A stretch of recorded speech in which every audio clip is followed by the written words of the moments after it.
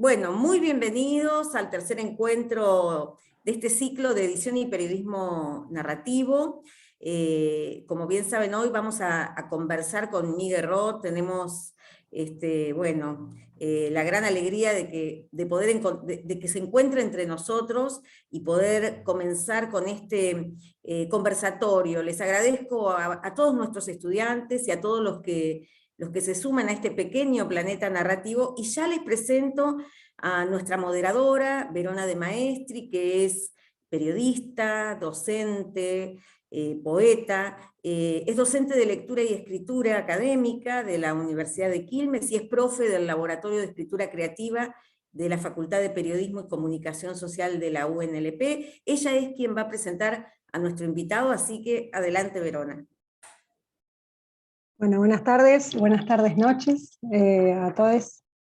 Tengo la hermosa y honorable tarea de presentar a Miguel Roth, que desde La Pampa para el mundo viene a presentarnos una experiencia, más que una plataforma narrativa periodístico multimedia, que es Angular.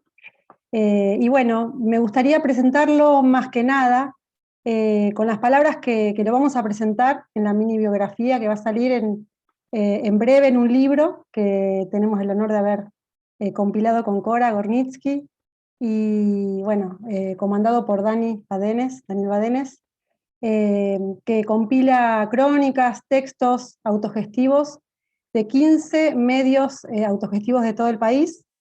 Uno es Angular, uno gravitante es Angular, y la crónica, que no se la pierdan, la verdad que es preciosa, es necesaria además, es La constancia de Floriano.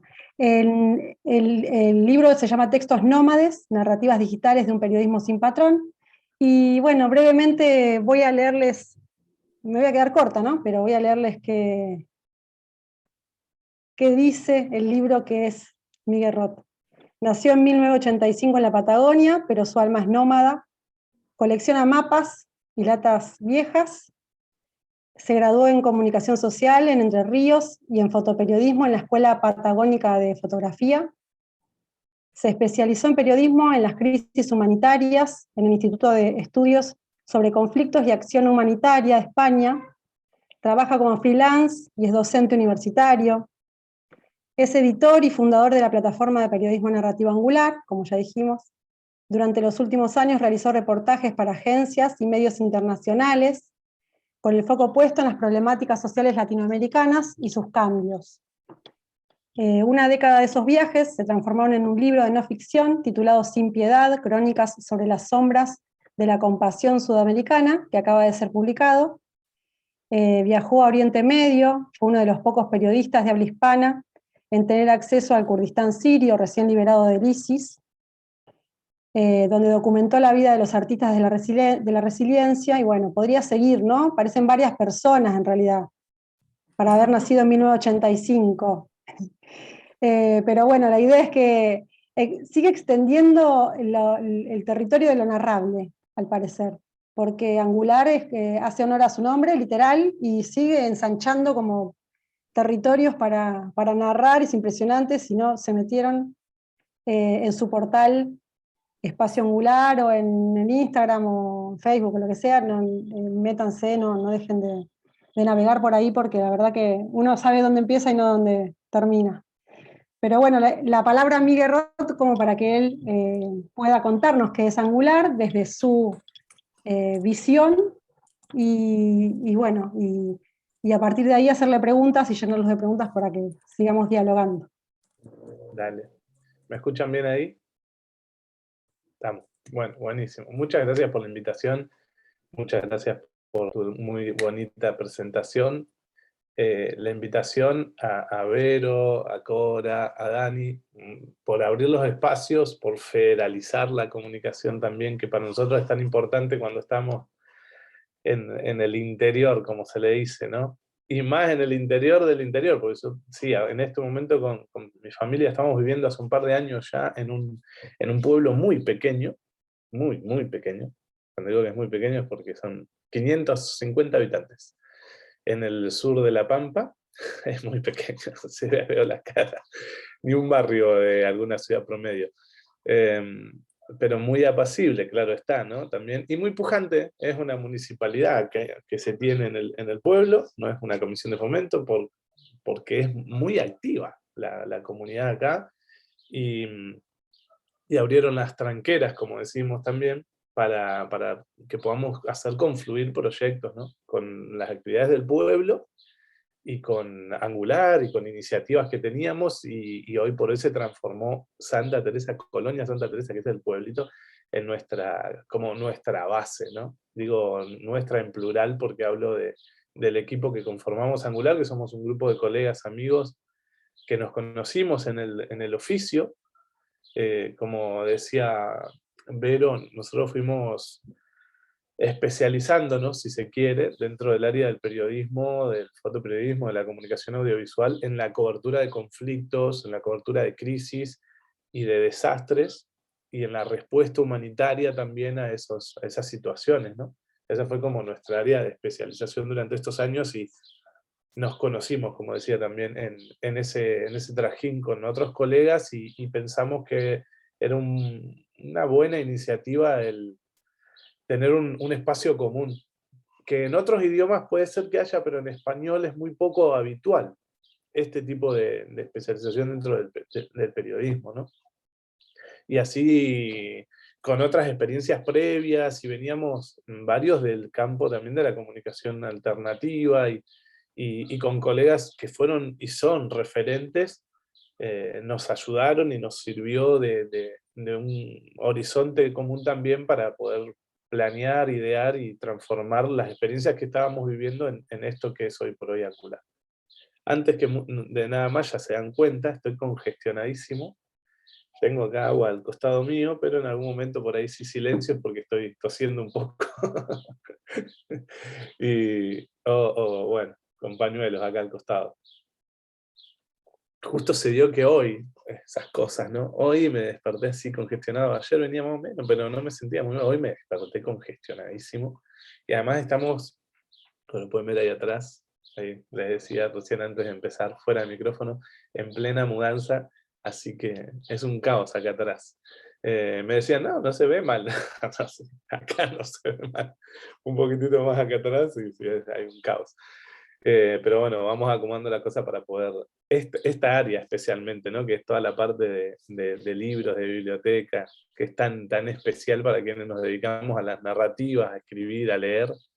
Es como un lugar que hay que cuidar, si vamos a mudarnos, es como que otras cosas pueden estar muy caóticas, pero yo necesito que esto esté bien, que se vaya acomodando en las cajas pertinentes, en un cuasi catálogo que tengo ahí desde hace algunos años, que vamos armando, que vamos nutriendo, y veo ahí de fondo algunas bibliotecas, y qué lindo es verlas ahí bien nutridas, y eso me parece fundamental, ¿no? Hoy, y lo hablamos en otros momentos con otros colegas también, yo no sé, me cuesta considerar un comunicador, un periodista que no sea un lector, ¿no? Por ahí incluso cuando piden hacer una presentación, a ver, ¿cómo te definirías o presentate? Yo busco cuánto puedo escapar de los catálogos, ¿no? De las etiquetas, cuánto puedo. Obviamente a veces toca hacer alguna presentación formal y bueno, está. Pero si toca hacerlo, prefiero o intento definirme como un lector antes que otras cosas. A mí me gusta la lectura y siento que un comunicador, un periodista, necesita ser, por sobre otras cosas, también un lector regular, porque nos hace falta, ¿no? Ahí Kapuscinski, un gran referente del periodismo narrativo, él hablaba de las tres fuentes que tenemos en los que nos dedicamos a este oficio. Por un lado es justamente el encuentro con el otro, que en estos momentos, con la era de la virtualización, si bien nos podemos conectar, bueno, ustedes ya lo saben muy bien, el encuentro es indispensable, y más cuando nos dedicamos a este oficio, y Kapuscinski lo decía, el encuentro con el otro es una fuente primordial, primigenia, y tenemos tres. En una segunda instancia, las lecturas, justamente, que son nuestra fuente primordial. Y en una tercera instancia, y algo curioso, ¿no? Él hablaba de la imponderabilia, un término que a mí me parece fantástico, me parece muy nutritivo también, lo imponderable. Él hablaba de la imponderabilia. Lo imponderable es todo aquello que se escapa de nuestro control, ¿no?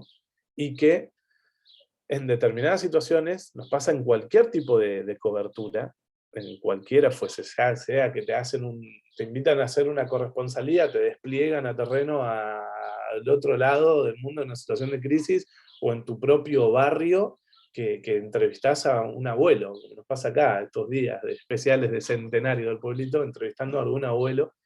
Lo imponderable puede ser un obstáculo definitivo que justamente, ¿no?, funcione como un límite y vos ahí estás trabado, que es lo que mismo Kapuscinski planteaba, o se transforma en una plataforma que te impulsa. A partir de ahí, lo imponderable te puede ayudar a encontrar justamente mucho por contar. ¿Y cómo se da eso, ¿no? Porque lo imponderable se da para todos de la misma manera, o sea, es algo que escapa a tu control. Entonces, ¿cómo transformar eso, en vez de que sea un límite, en una plataforma? Mucho está justamente en las otras dos cosas previas, ¿no?, que nombrábamos, en el encuentro con el otro, en tus lecturas, en tu preparación. Y al mismo tiempo esto se vincula mucho también a lo que buscamos hacer en Angular. Es una plataforma, como les decía, de periodismo narrativo que tiene un foco en particular y que tiene una intencionalidad. Nosotros creemos, como también lo decía Kapuscinski y otros grandes referentes, en el periodismo con intención, con propósito, que tiene un porqué al hacerse, ¿no? Nosotros nos hacemos esas preguntas cada vez que nos toca cubrir algún tema, o cuando hablamos en una tarea de edición con algún colega, el qué te llevó hasta ese lugar, por qué estás ahí. Esas preguntas fundamentales que justamente definen el qué hacer, ¿no? Eso por un lado, cuando hablamos de periodismo intencional, y por otro lado, lo que nos guía, si se quiere, es que buscamos cuidar la dignidad del otro. Nosotros lo hemos hablado también, eso lo teníamos en común con nuestros colegas, amigos, cuando nos formamos o cuando estábamos en la universidad, o posterior a ella también, muchas veces escuchamos, y lo seguimos escuchando, que tengamos cuidado con el vincularse con el otro cuando te toca hacer un trabajo periodístico, cualquiera fuese. Cuando vas a hacer una cobertura, o vas a hacer justamente, sí, un relevamiento, un registro. Cuidado, porque tu carga de subjetividad puede, como lo planteaban así algunos docentes, ¿no?, como manchar o condicionar también ese texto o ese registro, casi como contaminarlo, ¿no? Y a nosotros eso nos generaba distancias con el otro, y no nos sentíamos cómodos con ese hacer. Y de eso también hablamos muchas veces y nos vinculamos porque teníamos eso en común, que rompíamos con esa lógica o ese paradigma de mantener la distancia. Nosotros decíamos, nos toca, por más que no tengamos tantísimo tiempo, cuando estamos haciendo una cobertura, por ejemplo, buscamos vincularnos con el otro. No caemos de arranque y sacamos los lentes. Fíjense todos estos movimientos, ¿no?, que son muy curiosos también, hasta desde lo gestual. Dice mucho, ¿no? Agarrás, sacá la cámara, ni hola, ¿cómo estás? Ni hola, y tácate, disparando. Que muchas veces lo vemos, ¿no?, en el quehacer. No te presentás, no explicás para quién trabajás, o qué estás tratando de hacer. No sé. Arturo Pérez Reverte, en una obra que es bellísima, bellísima, que se llama El pintor de batallas, que habla mucho de nuestra tarea, de nuestro oficio y de lo que puede llegar a provocar, justamente. Él decía que, en cuanto a esto del uso de las cámaras y en la fotografía, entre sacar una foto y disparar median mínimas diferencias técnicas. Y es muy real, muy real. Fíjense esto que decía, ¿no?, desde la gestualidad misma. O sea, sacar la cámara, incluso en movimientos de movimiento, ahí, por posiciones del cuerpo que tiene que estar como en trípode para darle estabilidad al lente, te posicionás de una manera en la que, ¿no?, hay mínimas diferencias técnicas, eso es muy curioso, y eso se vincula al mismo tiempo también en lo que se puede transformar tu trabajo hacia el otro, ¿no? Podés estar provocando más daño del que ya existe, o extendiendo tu mano.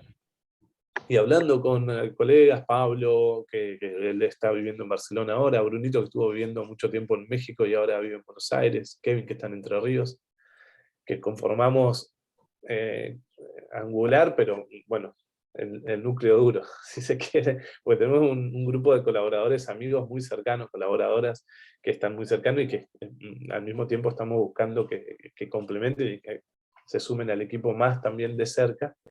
Digo, teníamos esto en común. Si nos toca hacer un registro del que fuese, documental, audiovisual, por escrito, que nuestro método de registro facilite el vínculo con el otro y cuidar la dignidad. Y eso se vincula también, está muy cercano a la acción humanitaria, ¿no? Que es también parte como del foco sí, del foco que tenemos, ¿no? O la especialización, si se quiere, también dentro del periodismo, aunque el periodismo bien hecho cuida estas cuestiones, ¿no? Eso es lo que muchas veces no están como un código de conducta, pero en la acción humanitaria sí lo está. Uno de los parámetros que existen de las agencias humanitarias a nivel internacional, cuando hablo de agencias, hablo, por ejemplo, de Naciones Unidas, de ACNUR, que es la que se encarga es el alto comisionado para los refugiados, de Naciones Unidas para los refugiados, o el Fondo Mundial de Alimentos, o Oxfam, o ADRA, Cruz Roja, Médicos Sin Fronteras, con quienes tenemos mucho vínculo, por justamente la labor que realizan. Ellos tienen parámetros de respuesta que funcionan como códigos de conducta. Y un primer parámetro de calidad que mide justamente la acción humanitaria es esta, ¿no? Que tu acción no provoque más daño del que ya existe. Y fíjate qué sutil que es esta expresión, pero cuánto puede ayudarnos a nosotros como periodistas, ¿no? Tantísimo. Porque indefectiblemente para cuidarlo al otro, para entender qué es lo que le está sucediendo, tenés que vincularte con él, ¿no? Para cuidar su dignidad tenés que encontrarte, por eso hablamos de comunicación desde el encuentro. Nosotros insistimos con romper esa lógica que, por lo menos a nosotros, nos insistieron mucho, nos enseñaron de la objetividad a rajatabla que no te permite el encuentro real con el otro, ¿no? Es como que vos estás desde un pedestal siempre, constantemente. No, todo lo contrario. Al principio incluso, si no está habilitado el levantar el lente o el empezar a escribir o el darle play a grabar, si no está habilitado, no se hace, se espera. Aunque hay muchas exigencias, hay muchas presiones, ¿no? Porque a veces cuando te toca hacer una cobertura, nos pasa, que te despliegan incluso a otros países, con todo lo que eso implica para un latinoamericano, porque la realidad es que la verdad es que como latinoamericanos que te desplieguen a otros lugares, a otros países para hacer una cobertura es muy difícil, ya casi no existen las corresponsalías, los pocos grandes medios, entre comillas, que mantienen las corresponsalías o hacen despliegues son muy específicos, y lo hacen con gente de staff, entonces no se dan muy fácilmente estas situaciones. Entonces cuando te permiten o te invitan o te contratan para hacer una cobertura, vos tenés mucha exigencia al mismo tiempo, porque tenés poco tiempo a veces, hay exigencias laborales y presión enorme de lo que pasa en el lugar, ¿no? Entonces por ahí no tenés tampoco tantísimo tiempo. Al mismo tiempo, si vos notás que no está habilitado por las sensibilidades que están vivas en ese momento a flor de piel, esperamos. De todas maneras, no nos ha pasado. Hace unas semanas atrás lo conversábamos sobre estas situaciones de peligro que se dan en estos entornos muchas veces, o de crisis, en escenarios de conflicto, escenarios hostiles, si habíamos pasado miedo, qué sé yo, o si la gente no quería hablar y qué pasaba en esa... No, la realidad, después de años de esto y con colegas como Pablo, que tiene muchísima más experiencia, es más, hoy Pablo estaba en una conferencia en Barcelona del World Prephoto, que es el premio de fotoperiodismo más importante del mundo, que bueno, justamente él obtuvo una de las categorías, el premio, con un laburo que publicamos en Angular, eso para nosotros después vamos a hablar un poco más en detalle de eso, pero para nosotros es un gran logro porque somos un medio autogestivo, autónomo, completamente, al 100%. Entonces, ese tipo de reconocimientos, claro, que dan un aliciente, ¿no? Pero más allá de eso, digo, ¿no? En esa presión, en esos lugares hostiles, así, no se nos ha dado en ningún momento una situación en la que la persona o las personas que nos eligen como testigos y nos facilitan y nos habilitan, nos digan que no. O sea, se da cuando vos transparentás quién sos, cuando te ven y saben que vos tenés una intención que está declarada. Por eso hablaba de justamente el periodismo intencional, que no tenés nada que ocultar, se abren las puertas. Los momentos de mayor hostilidad que hemos vivido en todo caso, y nos ha pasado a cada uno de los que conformamos la plataforma, fueron con fuerzas de seguridad. Muy curioso, ¿no? Con las personas involucradas en una situación de vulnerabilidad, en un desastre, en un país en guerra, como puede ser Irak o Siria, o sin ir tan lejos, en una favela, en Río, en Sao Paulo, que vos decís son escenarios muy hostiles. Y una vez que nos encontramos, que explicamos, no hay ningún inconveniente. Es más, están ávidos de contar sus historias y por eso nosotros insistimos en que estamos súper agradecidos de que nos elijan como testigos para testimoniar lo que están viviendo, ¿no? Esta labor del testimoniar dentro de, por lo menos para nosotros, es fundamental, ¿no? Porque nos pone justamente un horizonte, un lugar al cual ir, una forma de trabajo. Miguel, Sí. como para ayudarte, digamos, en el desarrollo y que puedas tomar agua y, y toser si tenés ganas. Gracias.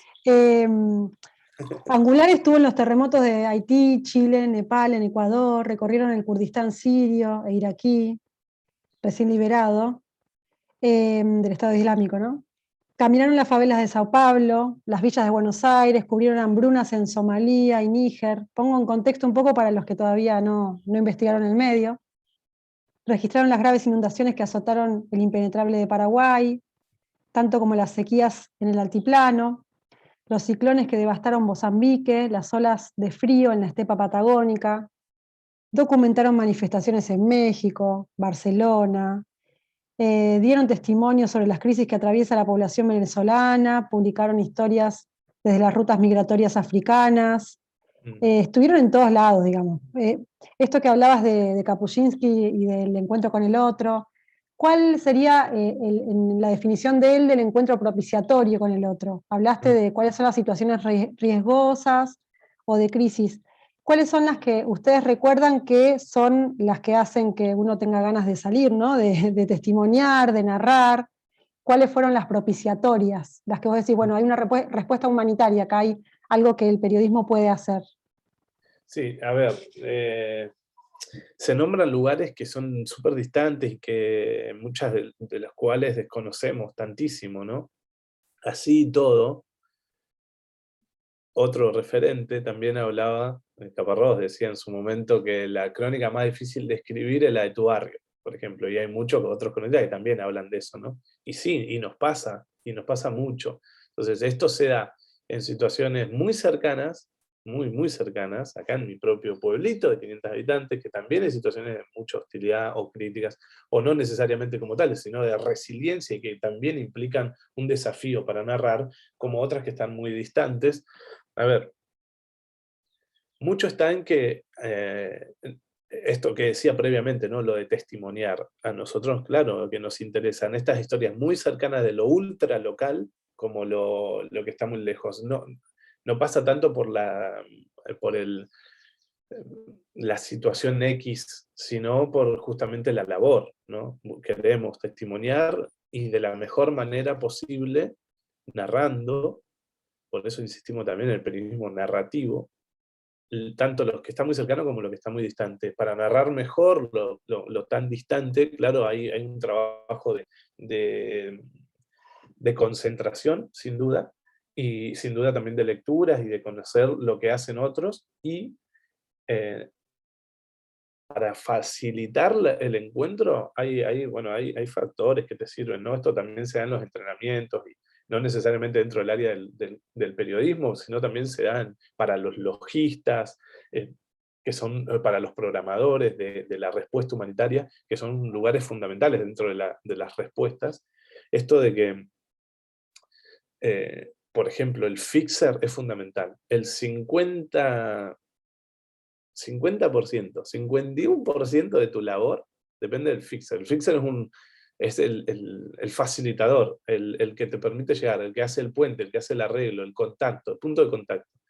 Nosotros, por ejemplo, para poner una experiencia lejana y vamos a poner una más cercana, cuando tuvimos la oportunidad de ir a Siria, al norte sirio, al Kurdistán en realidad, que entramos por Irak, haciendo toda una vuelta, todo ese viaje que fue para documentar un gran proyecto de un músico exiliado, que había sido perseguido, que había corrido mucho peligro su vida, y que volvía a su tierra, que es justamente el Kurdistán, para poder acceder con todo lo que implica a un lugar donde ni siquiera te sellan el pasaporte, porque es un territorio, el Kurdistán, por ejemplo, no es un territorio, es un país sin Estado como tal, ¿no? Es una gran nación, unas grandes naciones del mundo que no tiene, así como tantas otras, ¿no? Como Palestina. Los kurdos son cerca de 50 millones de habitantes que no tienen un Estado como tal, pero viven en un territorio que lo poblaron ancestralmente y que ellos ahí gobiernan y deciden. Es más, el Estado Islámico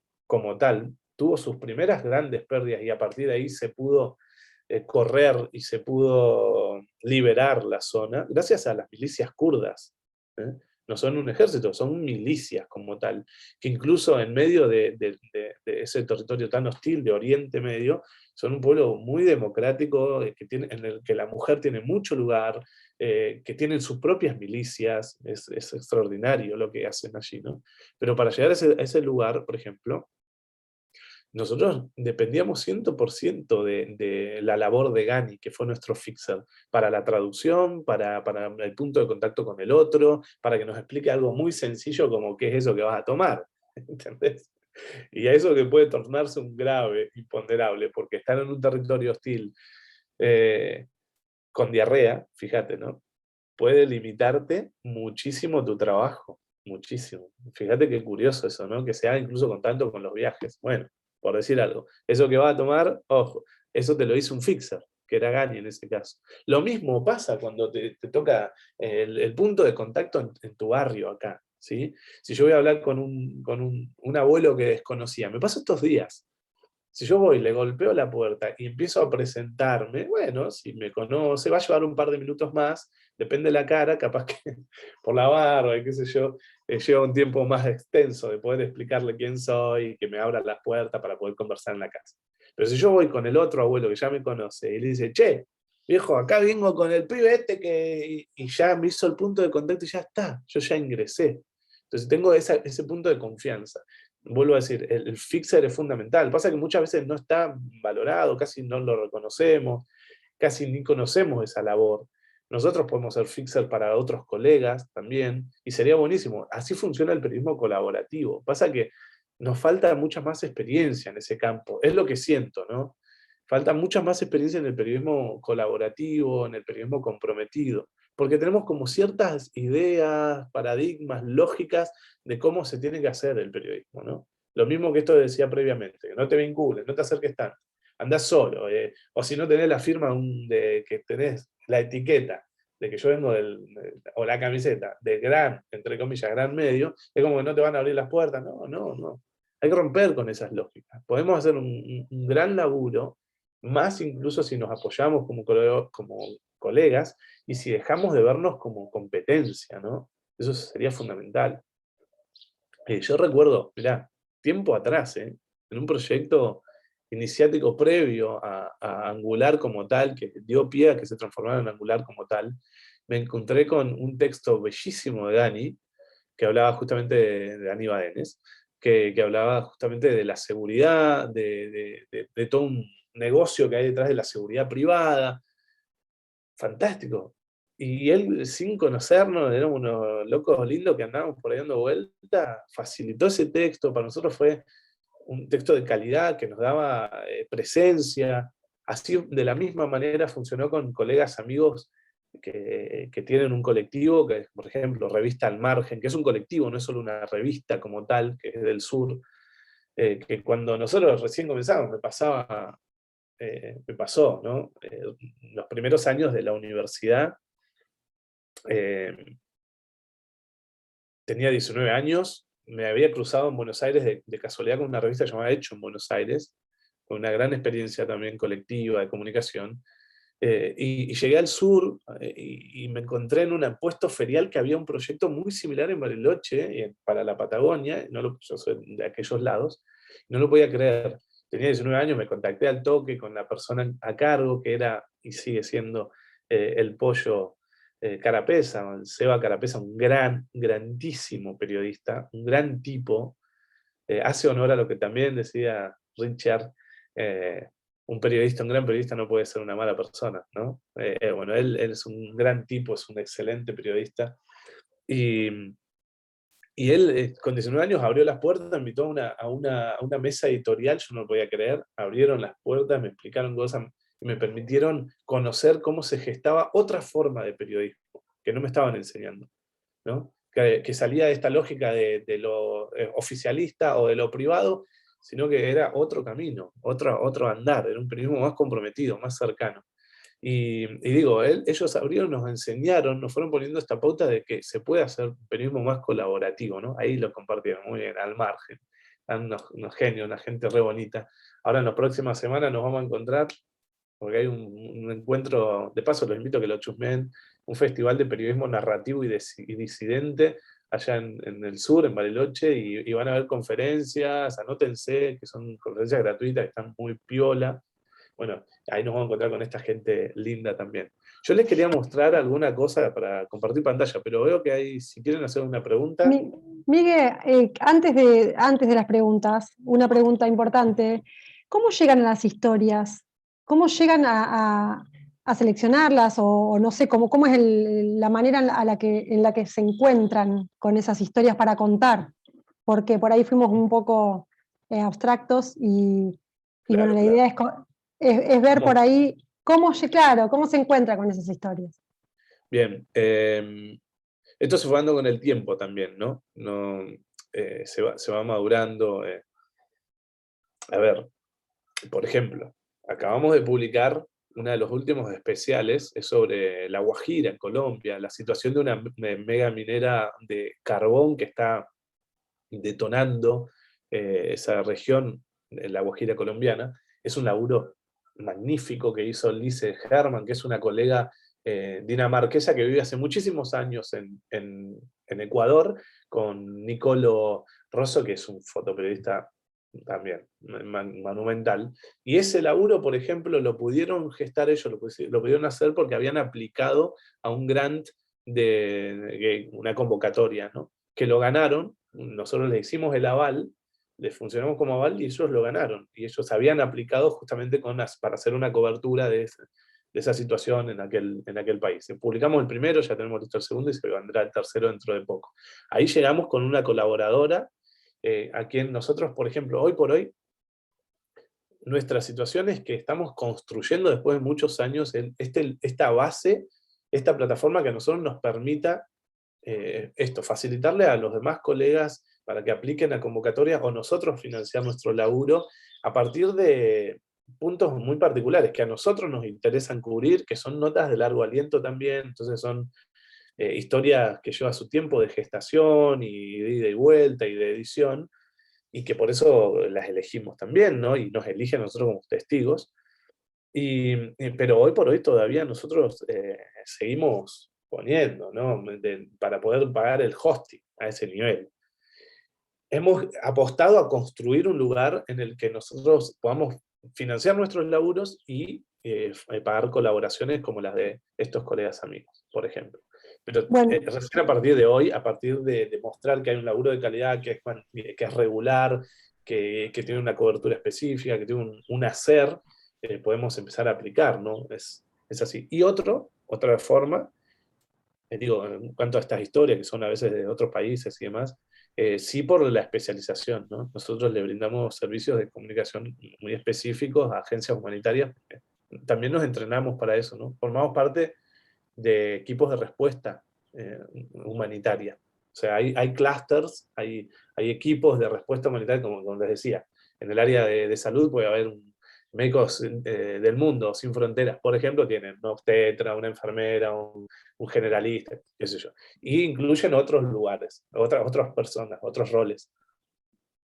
Hay otras agencias que tienen otro tipo de especialización y a veces incluyen, un comunicador. Nosotros estamos empujando, porque en otros países se lo hace más, pero en Latinoamérica no tanto, para que las grandes agencias tengan ese rol activo y hagan coberturas con periodistas especializados, porque no es lo mismo que lo haga alguno de ellos con una cámara y que no son periodistas, comunicadores, y que cometan errores, que nosotros también cometeríamos como periodistas si nos metemos como logistas, por desconocer, ¿no?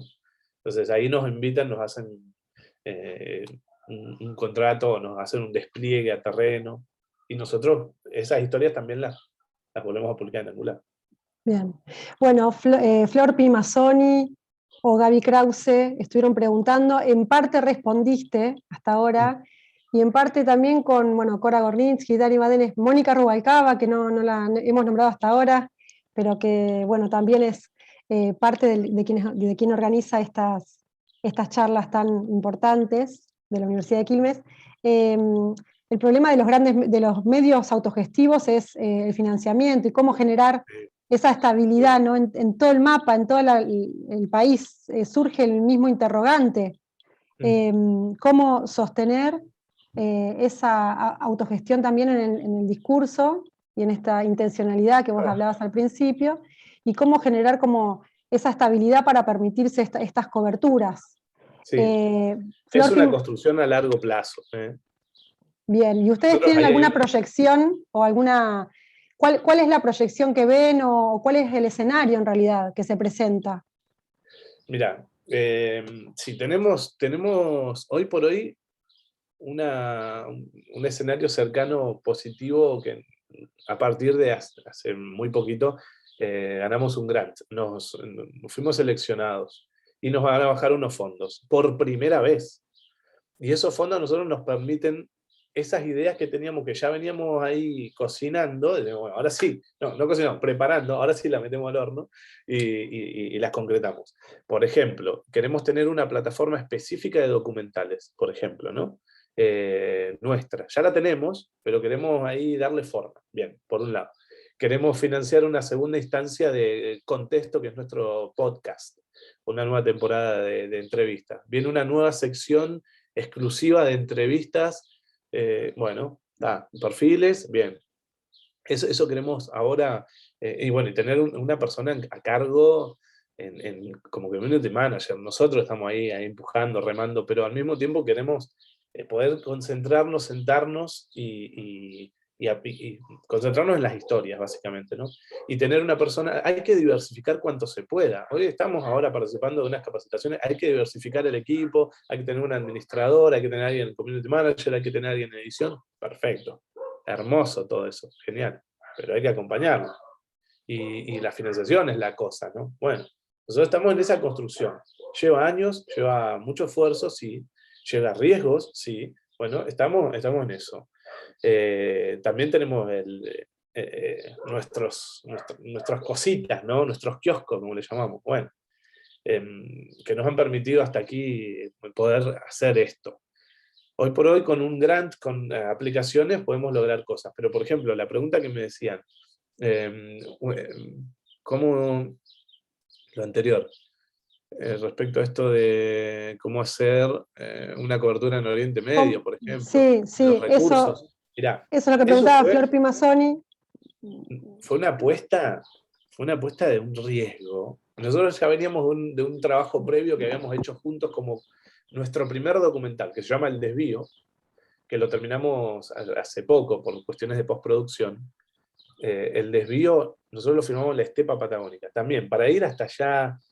En otro momento podemos hablar de eso, pero fue muy loco cómo se dio, ¿no? De poder hacer ese trabajo documental. Pero quedó esa experiencia y dijimos, bueno, salió. Y ya podemos hacer alguna otra segunda prueba, otro segundo documental, otra segunda experiencia juntos, veamos cómo. Bueno, al tiempo dimos con una historia que era la de este músico exiliado que volvía con un proyecto al Kurdistán sirio.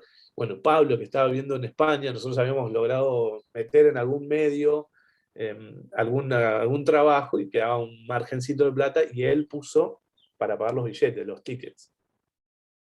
Mucho riesgo ahí, ¿no? Sí teníamos como la historia, habíamos obviamente hecho en los pitch, habíamos contactado ciertos medios dijimos, vamos a ir hasta tal lugar, vamos a intentar llegar, tenemos tal y tales historias, como prevendiéndola. Y teníamos gente interesada, ¿no? Claro, apostábamos por eso. Sabíamos que íbamos a tener que hacer crónica, video, estábamos buscando hacerlo audiovisual. Bueno, estoy tratando de sintetizarles rápidamente cómo se puede dar eso, ¿no? Hubo una apuesta ahí de un colega que metió mucho, invirtió mucho en el proyecto y llevó buen tiempo para poder amortizarlo, está claro. Pero hubieron situaciones, pasaron cosas no quería decir, hubieron situaciones allí en Oriente muy, bueno, más allá de todo el riesgo y más allá de toda la inseguridad y las cosas que se pueden vivir, que pueden leer parte de eso, ¿no? Claro está, para nosotros no es nada comparativo a lo que viven allí la población, ¿no? Pero logramos dar, a través de un buen fixer, justamente, con gente de un medio kurdo, el medio más importante del Kurdistán, Rudao se llama, que se enteraron de que nosotros estábamos por allí, que estaban interesados en el proyecto que teníamos en mano. Hicimos un viaje hasta a la frontera, pues está en Suleimanía, que está en la frontera con Irán. Ahí, bueno, pasaron un montón de situaciones también ahí muy particulares, en otro momento las hablaremos, pero logramos llevar y ahí a los tumbos con el idioma logramos explicarle, le mostramos Angular, así les explicamos qué estábamos haciendo, les encantó y ellos decidieron comprar parte del proyecto, o sea, financiarlo. Entonces nosotros ya ahí respiramos otro aire. Y así se van dando, ¿viste? Son como imponderables, porque casi no llegamos también. Después una situación de mucha inseguridad en un momento, en un checkpoint, qué sé yo. Bueno, pero logramos dar con eso y, y funcionó como tal. Y ese proyecto se financió, después se vendieron crónicas, y después nosotros ese contenido, obviamente, lo tenemos en Angular y lo publicamos y le damos cuanta fuerza podemos, ¿no? Pero es todo como muy estratégico porque tenemos 3 pesos y esos 3 pesos tenemos que hacerlo rendir al máximo, ¿no? Es lo que les decía previamente de que para los latinoamericanos estas cosas funcionan muy así. Lo hemos hablado con un montón de colegas, ¿no? Y nos cruzamos en el camino con otros que, no sé, bueno, ya no viajan en primera, pero están mucho más cómodos y otros colegas de otros medios, ¿no? Grandes, CNN o el que quieran imaginarse, BBC o de otras agencias, y te encontrás en el camino que están como muy cómodos, ¿no? Y nosotros la ranchamos cuando vamos. Y no hay problema en ese sentido. Nos vamos a la casa de uno de los vecinos que nos invita, y ahí salió una historia, ¿entendés? Que nos invita, que su casa está derruida. Después nos invitaron a entrar incluso, pudimos ingresar a los campos de refugiados y pasar allí tiempo y quedarnos ahí, con todo lo que eso implica, ¿no? Y ahí surgen esas historias, en ese encuentro surgen las historias, pero surgen también mucho porque uno está dispuesto a ese encuentro, ¿no? Al que si te toca estar 3 días sin bañarte o durmiendo en el piso, bueno, es parte también del oficio, ¿no? No le escapás a eso porque querés ir ¿no? Eh, quería responder alguna pregunta más, no les he mostrado nada, pero a la hora de describir nuestra realidad, por eso me pareció re interesante, o por lo menos la más cercana, ¿cómo influye esto a la hora de escribir? No, eso era previo, posterior, quiero decir. Acá hay que trazar ciertos límites, acercarse de determinada manera, tomar distancia. Esas preguntas son re importantes, porque como que no nos entrenamos mucho en eso. Es una cuestión muy del hacer también, ¿no? Yo le daba vueltas a esto muchas veces. ¿Qué me puede servir como una herramienta para que cuando me toque ir a un campo desplazado, o cuando estoy en el impenetrable chaqueño, en Salta, con los bacleos, la población wichí, que hay cuestiones culturales, ¿no?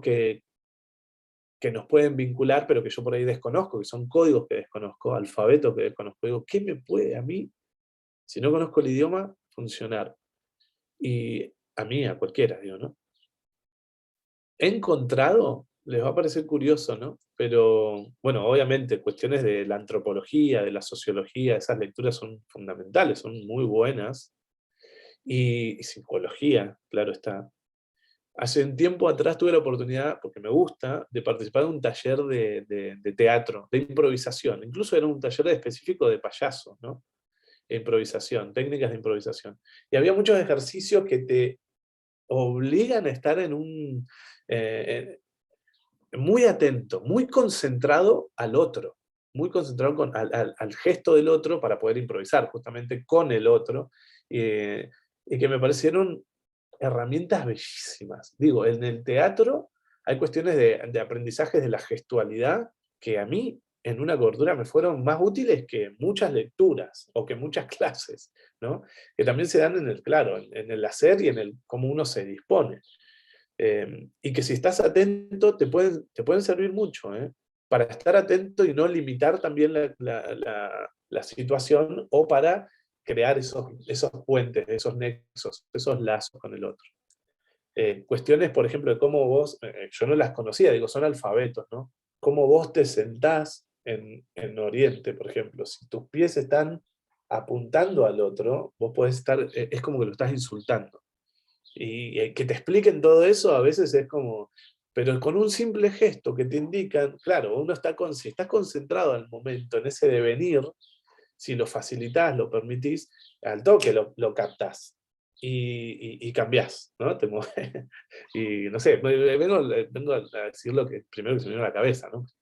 Pero pasa con un montón de cuestiones que son herramientas que aprendés en lugares que no te los imaginás, ¿no? Sin duda. Bueno, a eso refiere, me parece, la pregunta de Gachi Krause. Dice, pensando en las tres fuentes fundamentales que mencionabas al principio, pienso en la cualidad del lector más allá de los libros. ¿Considerás que hay algo que leer en todas estas instancias? Digo, leer lo imponderable, los libros, los encuentros, o sea, los lenguajes. ¿Cómo hacer para saber qué Sí. leer, ¿no? Y cómo leer. Las lecturas, cada uno. A mí me gusta escuchar mucho de colegas que están muy cercanos a ver qué están leyendo, porque tenemos cosas en común y también sirve, pero para narrar está buenísimo esto, ¿no? Para narrar es fundamental, que es nuestra parte de laburo, ¿no? Sin duda, con nuestro oficio, el, el conocer esos otros alfabetos que existen y conocer otros sentidos. Nosotros, me pasa mucho porque también trabajo con cámara, ¿no? Narramos mucho desde lo visual, mucho. Y podemos empezar a trascender de lo visual y de lo auditivo. ¿Cómo narrás un entorno, por ejemplo, desde el olfato? ¿Cómo narrás un entorno desde el gusto? Y es súper desafiante. Yo hace poquitito, a ver si lo tengo acá. Bueno, no sé, lo dejé por otro lado. No lo tengo a mano. Pero estaba leyendo sobre un libro bellísimo de editorial Acantilado, española, que es sobre la ruta de las especies, y llegué a ese libro porque estaba buscando cómo describir los sabores, porque me lo preguntaba mucho, ¿cómo puedo describir sin caer en lo típico, tradicional, lo fácil, ¿no? Esto es salado, o qué sensación más dulce, tan grata. No, a ver, más, necesito conocer cuáles son los códigos del olfato, cuáles son los códigos para describir lo táctil, lo auditivo, otras palabras, otro léxico. Y se llega. Y mucho está también en la poesía, sin duda. Hay que leer un poco más de poesía, ¿no? Nos cuesta, bueno, me cuesta porque no he dado tampoco tantísimo de poeta porque no estamos entrenados, pero si queremos narrar y encontrar justamente otros caminos, necesitamos leer más poesía, sin duda. Y otras cosas, ¿no? No sé, el otro día di con un libro que lo estaban tirando, un libro de taxidermia. Y lo estaban tirando, y encontrás ahí cosas que vos decís, uy, qué flash, estas cosas acá. Y te sirven, hay una frase, una palabra, que después te define un párrafo. Que vos podés haber estado, no sé, 4 horas con un párrafo, si sos ahí meticuloso. Eso pasa mucho en la labor de edición, escribir es reescribir constantemente, ¿no? En esa labor tan meticulosa de escritura y reescritura, no das por ahí, que no das con que no está afinado, y vos te acordás que te encontraste con ese libro de taxidermia que lo estaban tirando, y justo veías algo en un término que es el que va ahí. Entonces, claro, que aparecen esos cruces en el camino también, que si estás atento, llegás a ello, ¿no? Sin duda. Bueno, Llegás. Mónica Rubalcaba pregunta por la edición, en realidad. ¿Quién edita el sitio web de Angular? ¿Quién hace esa selección? Es todo un trabajo, ¿no? El de edición. ¿Cómo hacen con eso? Mira, nosotros estamos en ¿Cómo el lo abordan? equipo, así, ¿viste? Como haciendo malabares, porque los que estamos en el equipo hacemos edición, ahora todavía seguimos haciendo redes, obviamente lectura, edición de texto, guiones para los podcasts, qué sé yo. Con el equipo lo hacemos, y en cuanto podemos, queremos tener más gente en el equipo. Ahora por un contacto, una chica que terminó filología y letras, está interesadísima, le gusta mucho Angular, en contacto de nuestro programador, y quiere, bueno, lo está haciendo ya, acompañar en la labor de corrección y edición de texto. Entonces, nuestra colaboradora ya nos sumamos en ese área, y a nosotros nos viene muy bien porque es una otra lectura que se le da. Nosotros, por ejemplo, a los colaboradores muchos les planteamos esto hoy por hoy, ¿no? Lo que le decía, todavía no podemos pagar las colaboraciones, podemos funcionar como avales, cuidamos el texto cuanto podemos, toda la publicación. Hay un ida y vuelta que no lo brindan otros medios latinoamericanos, por lo menos no muchos. Hay muy pocos que te dan ese ida y vuelta para curar tu texto, para dejarlo lo más prolijito posible en la web, para darle fuerza en la difusión. Ese trabajo lo ofrecemos y decimos, mira, esto es lo que tenemos hoy para ofrecer. Queremos lograr más, sin duda. Estamos trabajando en eso. Somos estos pocos locos. Miguel, Entonces, te redondeo entonces la pregunta que efectivamente me estás respondiendo. Hay un ida y vuelta entre los propios colaboradores, es decir, una nota no sale al sitio web si no fue leída al menos por algún otro. sí, claro. Eso es ese laburo. Lo hacemos. Hay a veces que, por ejemplo, uno de los textos de un especial anterior que fue sobre la Amazonía en pandemia, por cuestiones de que también el equipo había ganado un grant y había hecho la cobertura y necesitaban acelerar un poco los procesos, medio como, claro, pasa por menos, no le decimos filtros, pasa por menos compañeras que están revisándolo, pero porque ellos mismos nos decían, che, nos están diciendo lo del Nat Geo, que habían ganado, por ejemplo, un National Geographic, un grant, es decir, Nat Geo que tenemos que publicar la otra semana. Logramos llegar, y bueno, hay que meterle. Bueno, ahí hay que acelerar el proceso, pero sí, hay un ida y vuelta, sin duda. Gran subsidio, perdón, cuando hablo de gran, sí hablo de subsidios que son ofrecidos por agencias. Estamos atentos a eso, ¿no? Buscamos todo el tiempo, porque es lo que a nosotros nos ha permitido financiar algunas de nuestras coberturas, fuera de lo de las agencias humanitarias, ¿no? Yo ahora les quería compartir pantalla, porque si no, no lo hago nunca. Pará, que me tienen que habilitar para hacerlo. Si alguien me lo permite. Ahí está. Ahora sí, buenísimo. Gracias, chicos. Safari. A ver si lo pueden ver. Me está. Para que tengo que permitirlo acá. Oh, qué pena. Pensé que lo iba a hacer más rápido. Les quería mostrar algunas cosas de... No, pero pará. Va a ser complicado acá. Vamos a hacer lo siguiente. Les voy a pasar los enlaces, porque de paso así ya les quedan. Les voy a pasar los enlaces de dos proyectos. Esto es muy reciente, y es como, gracias por haberme permitido contar de todas estas cosas, y les voy a regalar una novedad, una gran novedad. Esto que les estoy compartiendo acá, este enlace se llama Pampa Residencias, es, por ejemplo, uno de los proyectos que hemos logrado concretar ahora. Esta semana inauguramos en el pueblito en el que vivimos, en la municipalidad, la Casa de la Cultura, que se le llama, y hicimos el lanzamiento oficial, aunque recién dentro de 2 semanas, a fin de mes, vamos a comenzar la difusión de justamente este programa. Estas son cosas que, por ejemplo, hemos venido aceptando y tratando de concretar con Angular, porque no es solo como una plataforma de periodismo narrativo, sino ahora estamos trabajando, lo que le decía, en tener una plataforma de documentales, y queremos tener una plataforma de capacitaciones, de workshops, en este área de especialización, que notamos que hay como una posibilidad, ¿no? Una demanda que no hay cubierta. Y por otro lado, proyectos de este tipo. Por un lado, logramos y vamos a empezar a difundir el programa latinoamericano de residencias. Ahí, capaz que Dani lo puede compartir más fácil, es buena esa, porque yo tengo que entrar acá a la configuración, es un tema, recién no. Es una casa, para que se hagan una idea, es una casa en este pueblito, muy pequeño pueblito, donde se pueden venir a concentrar a quienes tengan un proyecto para, la beca de acá es para finalización de obra de no ficción. Después, el año que viene se va a abrir, por eso es un programa, porque son más de un proyecto, no más de una beca. Se va a abrir una beca en Toay, en la casa de Olga Orozco, con una impronta para poetas, específicamente. Y en la Adela, para artistas visuales. Ahí le está mostrando Dani algunas cosillas. Ese es el pueblito, es muy pequeño. Y la intención que tenemos es que quienes están terminando un proyecto justamente de no ficción, puedan venir a un lugar apacible, muy tranquilo, a poder hacer la finalización de su proyecto.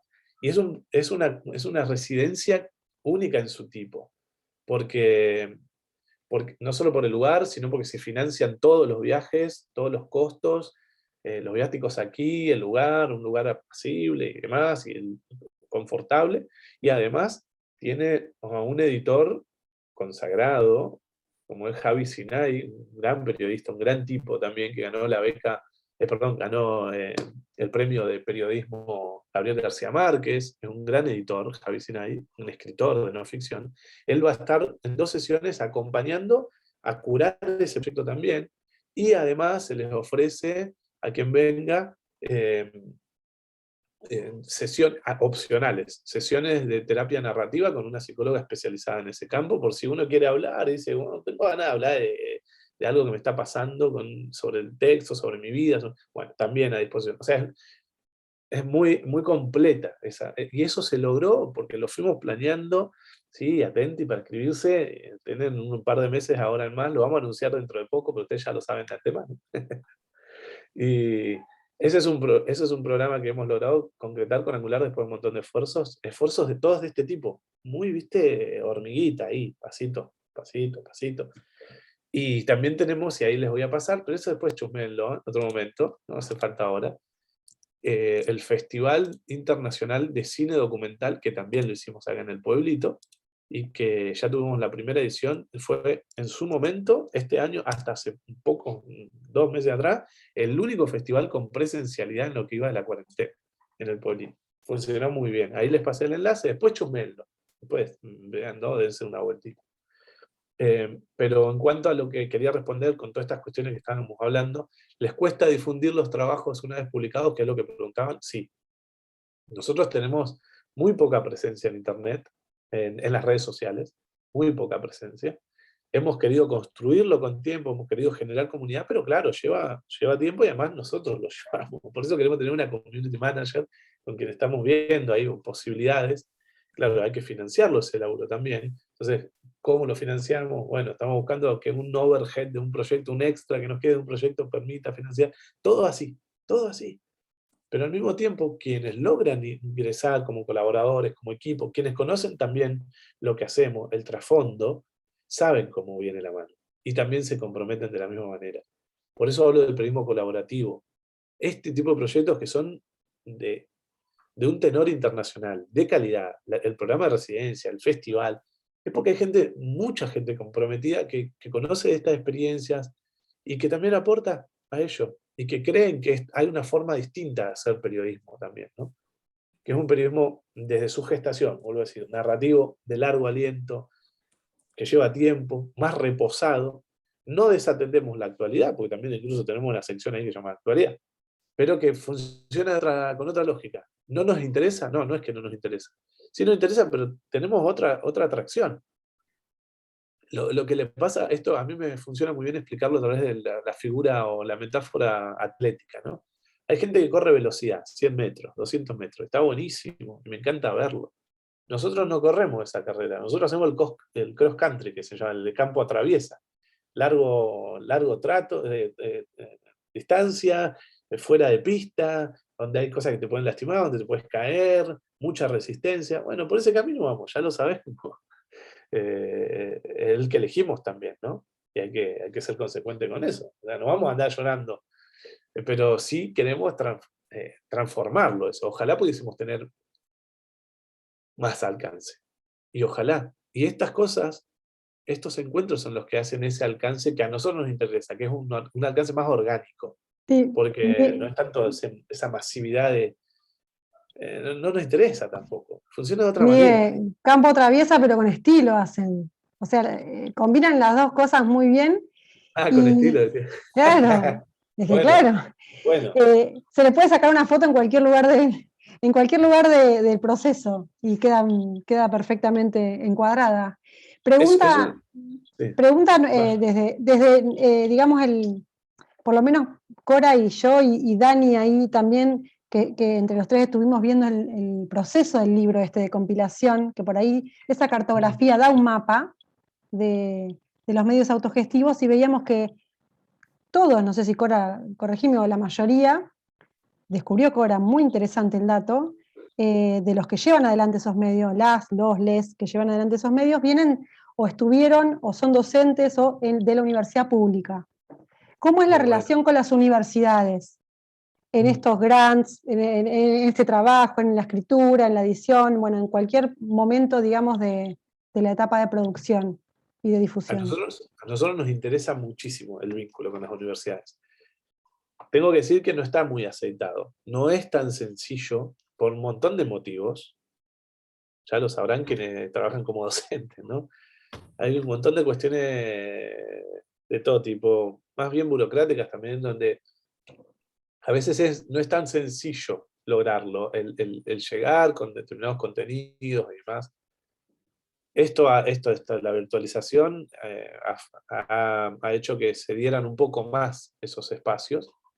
Pero, por ejemplo, a nosotros en Angular nos interesa un montón, nos parece fundamental. Es que justamente es allí donde radica la proyección posible, ¿no? Porque ahí es donde están nuestros futuros colegas o colegas que ya están siéndolo, ¿no? En formación también, sin duda.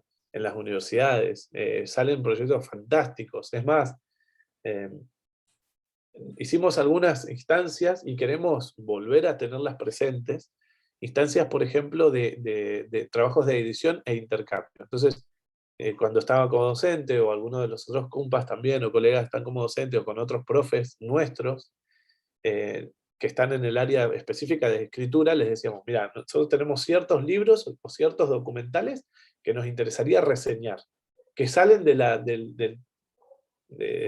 radar habitual de los medios, pero que nos parecen una gran obra de no ficción, por ejemplo, y que sería buenísimo que en las lecturas sugeridas de su cátedra, los chicos la tuvieran, las chicas la tuvieran, hicieran una reseña, pero una reseña distinta, ¿no? Como más anecdótica también, y bueno, y que esa reseña la envíen a Angular una vez seleccionada por el docente, por ejemplo, ¿no?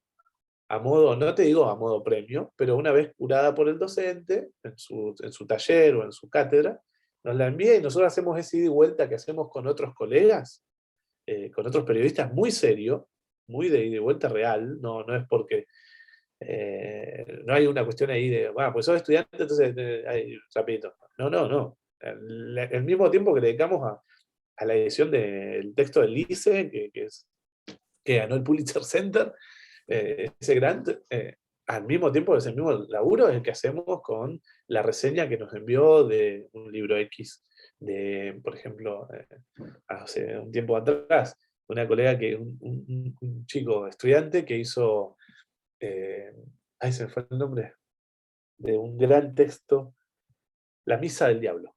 La Misa del Diablo es un textón de no ficción, bueno, nosotros lo publicamos en Angular después de haber hecho ese ida y vuelta. Digo, son como instancias de aprendizaje conjunto y que queremos, que las tenemos ahí, solo que están latentes, no hemos ido dando tanta vuelta porque tenemos un montón de cosas para aprender, pero que creemos que esas instancias tienen que darse, y más con los medios alternativos, autogestivos, porque enseñan cosas, ¿no? Mutuamente nos enseñan un montón. Y además, en las carreras, en la carrera de comunicación, en las cátedras, está la posibilidad de contar esto, ¿no? Y de abrir más puertas y de hacer esos nexos con un nicho. Ahora se habla mucho de ese nicho, ¿no? En las redes y generar comunidad, pero es que es de lo orgánico que a nosotros nos interesa. Porque sabemos que ustedes leen, sabemos que ustedes prestan atención a estos contenidos, lo valoran, lo aprecian y lo hacen circular también. Solo que nosotros ahora necesitamos aprender mejor a que desde su lugar, por ejemplo, ¿no? Cuando hagas la reseña, además de que esté escrita, vos mismo, con ese enlace, lo cuentes en las redes y hagas ahí para, no sé, como TikTok, y que vos lo muevas desde tu lugar, desde tu lugar. Enseñanos a hacerlo y hacelo vos. Nosotros nos concentramos también en la historia, vos también concentrate y bueno, digo, ese ida y vuelta está bueno. Ahí levantó la mano. Ahí levanté la mano porque tenemos ya un tiempo de cierre de la sala, lamentablemente, porque esta charla está para seguirla. Así que bueno, a mí me toca abrir y cerrar y agradecerte infinitamente, Migue. Me parece que con esto rondando como posibilidad de laburo con estos talleres, con estos seminarios que hacemos, con Mónica, con el proyecto de investigación de Dani, con el que estamos participando con Verona, con este taller que hacemos nosotros en el segundo cuatrimestre y con todos los alumnos y alumnas que están aquí, que son muy entusiastas. Realmente este curso es muy entusiasta. Hay mucha gente que tiene, muchos estudiantes y muchos estudiantes que tienen experiencia en la escritura y que están buscando una pista, y que estos medios autogestivos me parece que son el camino. Realmente estaría genial poder llevar a cabo estos cruces, estos diálogos, y que nuestros estudiantes encuentren un camino virtuoso en esa posibilidad que vos decís, en ese diálogo necesario entre la universidad y esta calidad narrativa que tiene esta generación de cronistas que para mí son los herederos Tal cual. del periodismo narrativo. Nosotros te agradecemos muchísimo, Miguel, les agradecemos mucho a nuestros estudiantes que están ahí apuntando y preguntando, te agradecemos, Moni, y te agradecemos mucho, Verona y Dani, que es el que nos habilita todas estas historias que siempre queremos contar y todas estas locuras en las que nos embarca para promover los sitios que son editoriales alternativas, editoriales independientes, revistas independientes y ahora nativos digitales autogestivos. Tal cual. Bueno, las puertas están abiertas, las tranqueras, como decimos, están abiertas y ojalá que nos podamos volver a encontrar. Podemos hablar de procesos de edición como más, compartiendo pantalla también, como para ver el detrás de escena, ¿no? El behind the scenes, y las puertas abiertas para también estos intercambios. En mis contactos lo tienen, lo pueden encontrar en la página, y sigamos construyendo estos espacios que son buenísimos. Muchas gracias por la invitación. La verdad que me hacía ilusión y me alegro un montón de haber podido conversar con ustedes, sin duda.